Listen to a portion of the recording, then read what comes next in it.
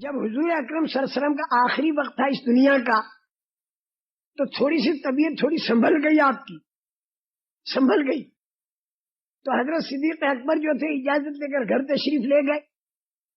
دوسری جو امہات المومنین تھی وہ بھی اپنے اپنے حجروں میں تشریف لے گئیں۔ حضرت عائشہ تیمارداری کے لیے رسول پاک صلی اللہ علیہ وسلم کے پاس موجود تھی۔ حضرت عائشہ فرماتی ہیں کہ رسول پاک صلی اللہ علیہ وسلم کی دنیا کی یہ آخری رات تھی اور سکرات کا وقت تھا، اور میں تیمارداری کر رہی تھی۔ میرے گھر کے اندر چراغ جلانے کے لیے تیل نہیں تھا اور میں اندھیرے کے اندر تیمارداری کر رہی تھی۔ روشنی کرنے کے لیے میں نے اپنی پڑوسن سے تیل مانگا، تب جا کے روشنی ہوئی، اور اسی حالت میں رسول پاک صلی اللہ علیہ وسلم اللہ کو پیارے ہو گئے۔ تبلیغی عوام صدیق اکبر رضی اللہ تعالیٰ عنہ پر خبر پہنچی تو وہ وہاں سے بے چین ہو کر چلے۔ مجمع حضرت عائشہ رضی اللہ عنہا کے حجرے کے سامنے جمع ہو گیا۔ حضرت عمر بڑے بے چین بے قرار، اور حضرت عمر کھڑے ہو کر تقریر کر رہے تھے کہ حضور اکرم صلی اللہ علیہ وسلم ابھی آپ کی روح نہیں نکلی اور آپ یہیں پر ہیں، اور جب تک یہ سارے فتنے ختم نہ ہو جائیں جب تک آپ اس دنیا سے نہیں جائیں گے۔ خبردار کوئی مت کہو کہ حضور چلے گئے، وہ اس تقریر کو کر رہے۔ حضرت عثمان خاموش بیٹھے، سارا مجمع زار و قطار رو رہا۔ حضرت صدیق اکبر وہاں پر پہنچے اور اندر تشریف لے گئے حضرت عائشہ کے حجرے میں۔ رسول کریم صلی اللہ علیہ وسلم کا بدن مبارک چار پائی کے اوپر تھا۔ حضرت صدیق اکبر نے رسول کریم صلی اللہ علیہ وسلم کے چہرے انور سے چادر جو ہٹائی اور آپ کا چہرہ دیکھا تو انداز لگ گیا کہ آپ کی روح مبارک پرواز کر چکی۔ حضرت ابوبکر صدیق نے رسول پاک صلی اللہ علیہ وسلم کی پیشانی پر بوسہ دیا اور یوں کہا کہ طبتا حیم و میتا، آپ دنیا میں ہوں یا آپ دنیا سے تشریف لے جائیں، دونوں حالتوں میں آپ مبارک ہیں۔ یہ کہہ کر چہرے انور ڈھانک لیا، اور پھر حضرت ابوبکر باہر تشریف لائے، اور باہر تشریف لا کر سارا مجمع صحابہ کا زار و قطار رو رہا ہے۔ آپ نے کھڑے ہو کر سب کی ہمت بندھائی، حالانکہ سارے صحابہ میں سب سے زیادہ صدمہ اگر تھا تو حضرت صدیق اکبر کو تھا، لیکن ایسے موقع پر جمانا بھی ضروری، تو حضرت صدیق اکبر رضی اللہ عنہ نے کھڑے ہو کر دو باتیں بتائیں کہ رسول کریم صلی اللہ علیہ وسلم دنیا میں تشریف رکھتے ہوں تو، اور دنیا سے تشریف لے جائیں تو، ہمیں دو باتیں دے کر گئے، ایک تو اللہ کا دین اور ایک اللہ کے دین کی محنت۔ یہ دو باتیں ہمیں دے کر گئے ہیں، اگر یہ دو باتیں ہمارے پاس رہی تو اللہ کی مدد جو آپ کی موجودگی میں آتی تھی، آپ کے دنیا سے جانے کے بعد بھی اللہ کی وہی مدد آتی رہی۔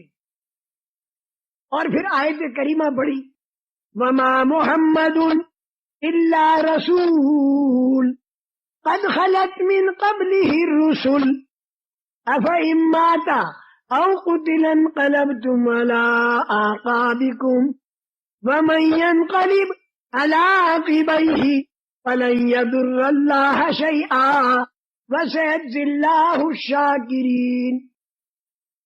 حضرت محمد صلی اللہ علیہ وسلم رسول ہی تو ہیں، خدا تو نہیں، تو اگر آپ اس دنیا سے تشریف لے جائیں تو کیا تم لوگ الٹے پیر پھر جاؤ گے؟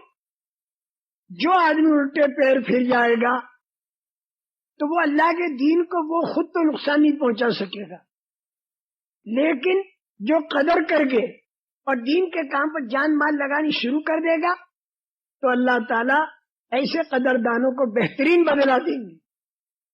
سب کو جمایا، سب کے اندر جماؤ پیدا ہوا۔ اب مسئلہ ہاتھ میں لیا کہ اب کیا کرنا، تو سب سے پہلی بات حضرت اسامہ رضی اللہ تعالیٰ عنہ کا ہزاروں کا مجمع جو رسول کریم صلی اللہ علیہ وسلم دنیا سے پردہ فرمانے سے پہلے کہہ چکے تھے کہ انفیزو جیش اسامہ، اسامہ کی جماعت کو روانہ کرو، یہ فرما چکے تھے۔ وہ مجمع جا ہی رہا تھا ملک شام کی طرف، اور خبر آئی کہ رسول پاک صلی اللہ علیہ وسلم دنیا سے پردہ فرما گئے، اور حضرت ابو بکر صدیق رضی اللہ تعالیٰ عنہ کی خلافت وجود میں آئی۔ اور سب سے پہلا مشورہ یہ ہوا کہ حضرت اسامہ کے لشکر کو بھیجا جائے یا نہ بھیجا جائے۔ لوگوں نے یہ کہا، اور خاص کر کے حضرت عمر نے بھی، حضرت مشورہ کر لیجئے، مشورہ کر لیجئے۔ مشورہ تو قرآن میں ہے، امرہم شورا بینہم وشاورہم فی الامر۔ تو حضرت ابو بکر صدیق نے فرمایا کہ جو بات کھلم کھلا حکم آ گیا، اس حکم میں کوئی مشورہ نہیں، وہ حکم تو پورا کرنا پڑے گا، منسوس۔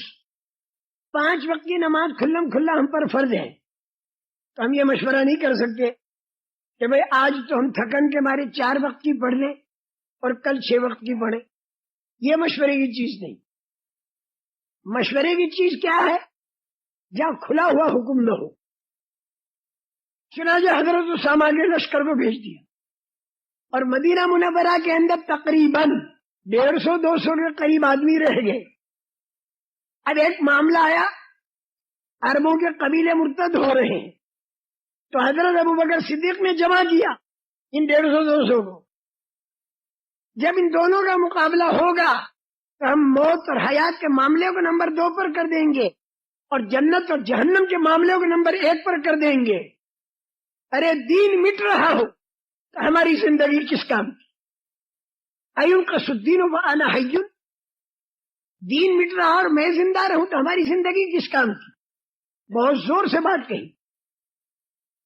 حضرت ام سلمہ جو حضور کی پاک بیویوں میں سے ہیں، وہ یہ فرماتی ہیں کہ جب تک رسول کریم صلی اللہ علیہ وسلم کا بدن مبارک 4 پائی پر تھا تو ہم دیکھ دیکھ کر تسلی لے رہی تھی، لیکن جب قبر کے کھدنے کے پھاوڑے لگنے لگے اور پھاوڑوں کے چلنے کی آواز آئی اور آپ کے بدن مبارک کو قبر میں اتارا جانے لگا، تو اس وقت ہم ساری عورتیں بے چین اور بے قرار ہو گئی۔ ساری عورتیں بے چین اور بے قرار ہو گئی امہات المومنین۔ اور جس وقت بدن مبارک کو قبر مبارک میں اتارا اور قبر بن چکی، فجر کی اذان کا وقت ہو چکا تھا، تو حضرت بلال کھڑے ہو کر اذان دینی جب شروع کی ہے، اور جب اشہد ان محمد رسول اللہ اس پر جب پہنچے ہیں تو چیخیں نکل گئی لوگوں کی کہ اللہ، آج تک ہم اشہد ان محمد رسول اللہ سنتے تھے تو ہم انتظار کرتے تھے کہ حضرت عائشہ کے حجرے سے اب نبی کریم صلی اللہ علیہ وسلم تشریف لائیں گے اور ہم کو آ کر نماز پڑھائیں گے۔